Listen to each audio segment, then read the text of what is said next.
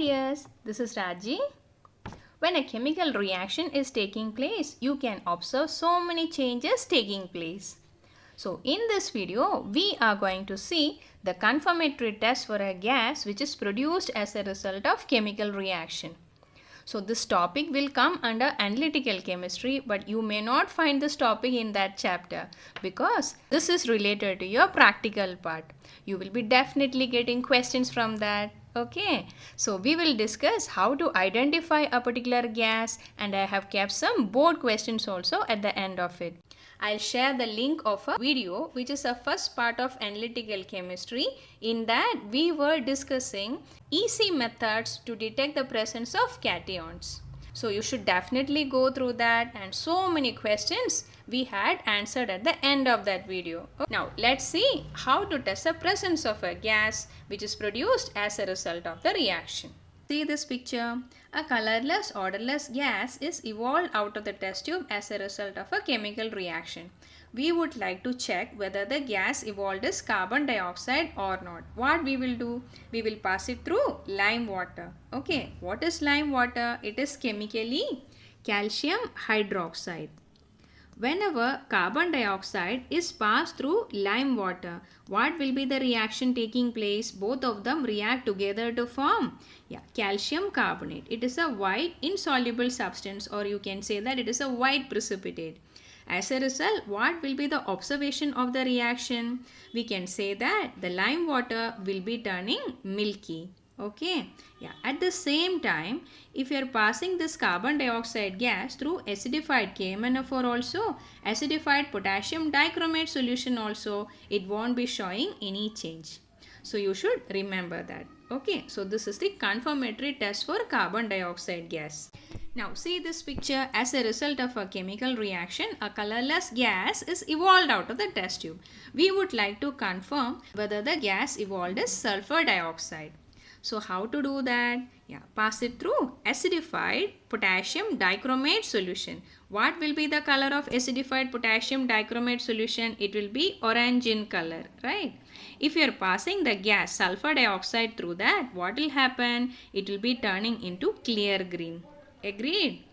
One more test is there for sulfur dioxide. If you are passing the sulfur dioxide gas through acidified potassium permanganate solution, you can observe that the color of the solution disappears. The pink color turns into colorless solution. Got it? So this is a confirmatory test for sulfur dioxide. Then one more question will come to mind. Okay, what will happen if you are passing sulfur dioxide gas through lime water? What is lime water? It is calcium hydroxide. Okay, both of them will react together to form calcium sulfide and water. This calcium sulfide also is a white precipitate. Correct? Due to that, using lime water, you can't confirm whether the gas evolved is sulfur dioxide or carbon dioxide. What's the reason? Because both of these gases will give milkiness with lime water. You should remember that. They will ask you. Okay. There is an interesting property related to sulfur dioxides. Just like chlorine gas, sulfur dioxide gas also has got a bleaching action. It is a mild bleaching agent, and its bleaching action is reversible also. You should just memorize that. Okay? Yes. Now see this picture. As a result of a chemical reaction, a gas is evolved out of the test tube, and that is found to have a rotten egg smell. And we need to confirm the gas evolved is hydrogen sulfide, which is a confirmatory test. Pass it through lead acetate solution. Lead acetate is a clear solution. If you are passing hydrogen sulfide gas through that, it will be turning silvery grey. Why? Because of the formation of lead sulfide. Okay, so using this test, we can confirm that the gas evolved is hydrogen sulfide, and it will be having always a rotten egg smell also. You should remember one thing. The test that is answered by sulfur dioxide, acidified potassium dichromate test also, acidified KMnO4 test also will be answered by hydrogen sulfide gas also. You should remember that. Okay. Hydrogen sulfide gas can turn acidified KMnO4 solution from pink to colorless, and acidified potassium dichromate solution, it can turn from orange to clear green. Got it? When chlorine is evolved as a result of reaction, from the color itself we will come to know that the gas evolved is chlorine because it has got a greenish yellow color. In order to confirm that, we are keeping a moist star-chided paper at the mouth of the test tube. What will happen to that? Yeah, chlorine can turn this moist star-chided paper into blue-black. So this is a confirmatory test for chlorine. Now another test. Okay, you can test the presence of chlorine using moist litmus paper. You are keeping moist red litmus paper also, blue litmus paper also at the mouth of the test tube. What will happen? We know that chlorine, when it is coming in contact with water, two gases will be produced. Hydrochloric acid and hypochlorous acid, HOCl. Anyway, both are acids. So, blue litmus paper also, initially it will be turning red. Okay, there will not be any change in color for red litmus paper. But remember, chlorine is a strong bleaching agent. It can bleach the color of both the litmus paper finally into clear white. Got it? So this is also another test for chlorine. You should keep it in mind. When hydrogen chloride gas is evolving out of a test tube, how to confirm the presence of the gas?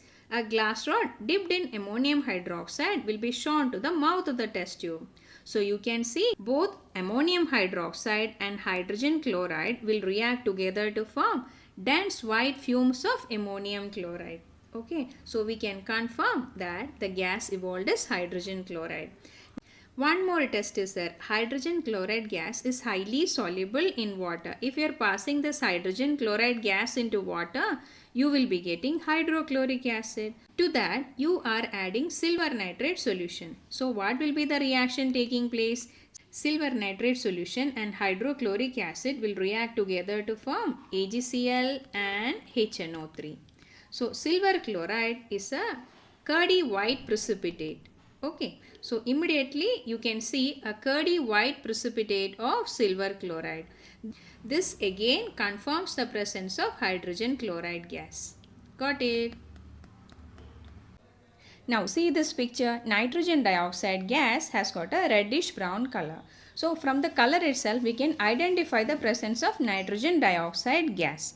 But again, if you want to confirm the gas evolved as nitrogen dioxide, pass it through freshly prepared ferrous sulfate solution. So what will happen? The color of the solution will be turning into brownish black. The formation of nitroso-ferrous sulfate, FeSO4.NO. So this much you can remember about nitrogen dioxide. Ammonia is a pungent smelling gas. So whenever ammonia gas is evolved out of a test tube, how can we test that easily? A glass rod dipped in concentrated hydrochloric acid will be shown to the mouth of the test tube. So what you can observe? Again, you can see dense white fumes of ammonium chloride. The same reaction we had written in the case of hydrogen chloride gas also. Why the dense white fumes are producing? That is due to the formation of ammonium chloride. Got it? In order to confirm the presence of ammonia, one more test is there.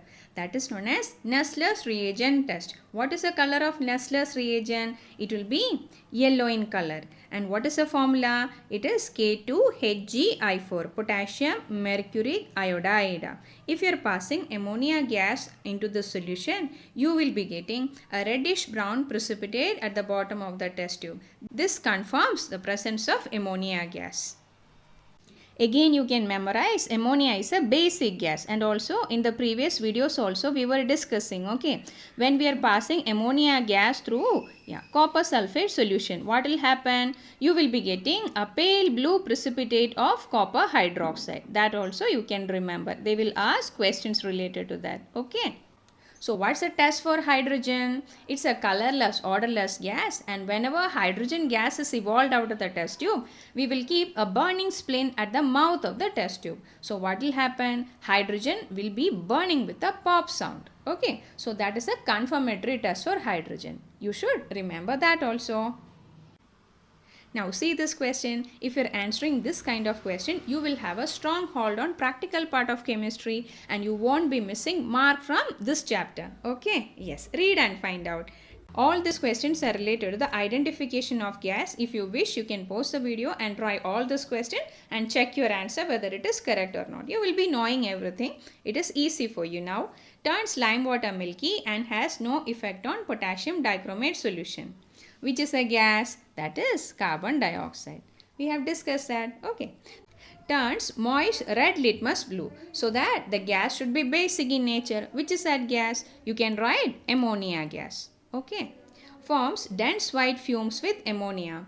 If it has to form dense white fumes, ammonium chloride should be produced. So ammonia should react with hydrogen chloride gas. Okay, that is the answer. Turns lime water milky but has no effect on KMnO4 solution. Same gas. Okay, carbon dioxide. We got that also.